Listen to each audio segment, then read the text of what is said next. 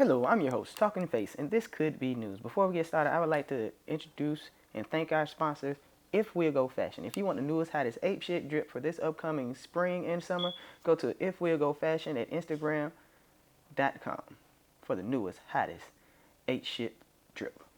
Like always, I'm going to keep this video under 10 minutes, so please bear with me, people.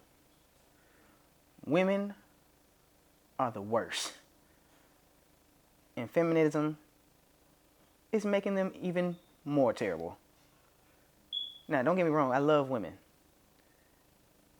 But oh my gosh, can y'all stop ruining everything? We let y'all get all the equal rights that y'all wanted. Y'all was able to vote and yada yada yada. Next thing you know, y'all overstepping y'all boundaries. And y'all need to stop. Now, feminism is a tricky subject because there are different waves of feminism.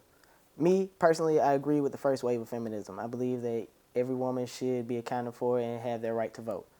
That was necessary. But the reason why it's so tricky is because when feminism first started, a lot of women really weren't into it. Just like nowadays, a lot of women do not agree with feminism. Feminism nowadays is tricky because of the second, third, and fourth wave of feminism. Mainly focusing on the second, which talked about women being included with work, politics, and sexuality. Politics and work, I'm cool on. I'm iffy on politics. But sexuality, that changed and had a major role in the culture that we now see today. One major factor that it plays on in the culture is just the family in its entirety. Before women, quote unquote, took control of their sexuality, a lot of men were getting married because they wanted to sleep with the girl. Sad but true. Since women were taking control of their bodies and able to sleep with who they wanted, whenever they wanted, without any type of repercussions or somebody shaking their head at them, men didn't have to get married in order to sleep with the girl. And also, this brought about the whole abortion conversation, which for some apparent reason, men were not to be a part of it unless we agree that women should kill babies. I don't want to be all the way serious with this, but I do want to just shed some light on a couple things. Let's take Hollywood, for example.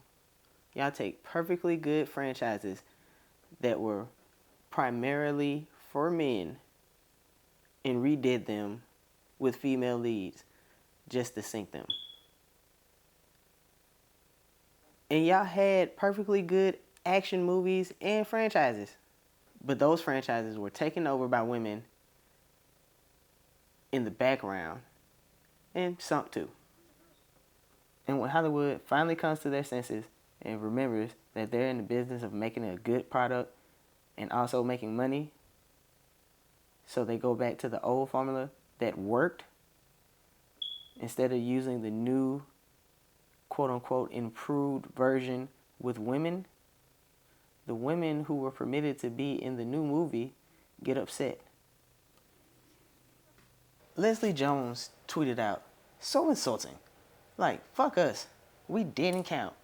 It's like something Trump would do, because we have to have Trump in this situation. Stupid. Gonna redo Ghostbusters. Better with men. We'll be huge. Those women ain't Ghostbusters. Ugh, so annoying. Such a dick move. And I don't give a fuck. I'm saying something. Yes, we see that you just had to say something. It was uncalled for. And don't say, but if it was a man, he could say something. Yeah, he could, and it would still be uncalled for. Cause it's stupid. Like, it's their franchise. You already starred in one of the movies. You have that on your resume. Go find something else to do.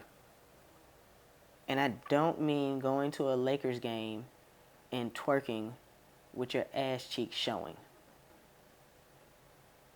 Now, I've been seeing this going on for a while, and I wasn't going to say anything, but now it's affecting the younger generation. Y'all are raising them to be feminine, the males specifically.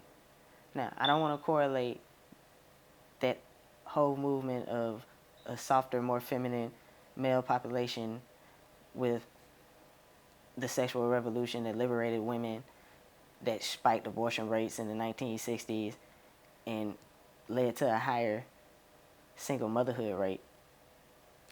That could be something, but that's not for me to judge. But doing stuff like this, like boys can be princesses. Why? Why should they need to be? If boys were supposed to think and act like girls and behave like girls, they probably would have been born girls. Y'all are affecting politics. Like y'all are leaders in the political realm. You have senators signing off on crap like this. And then this story on Obama speaking in Singapore this week, saying stuff like, women aren't perfect, but are indisputably better than men.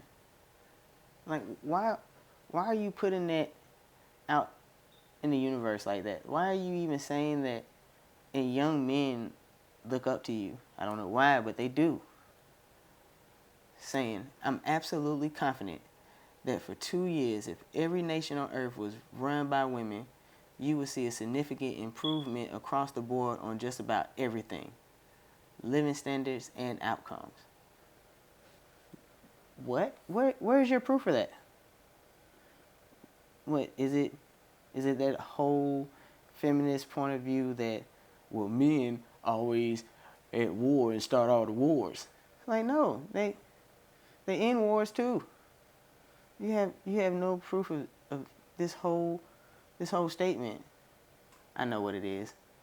It's like Alexandria Ocasio-Cortez says. I think that there's a lot of people more concerned about being precisely, factually, and semantically correct than about being morally right. What do you think? Are women the worst? Or is it because of feminism that makes them even more terrible? And culturally, do we see a more feminine culture growing? Is that a good thing? Did feminism take it a tad bit too far? That's all I got for you today. Appreciate you for listening. Thank you for staying to the end of the video. If you can, please like, share, subscribe to our page, For Your Family Studios with an S, and also tell your friends about us. And if you have the time, please go to our Facebook and Instagram pages as well. Same name, For Your Family Studios.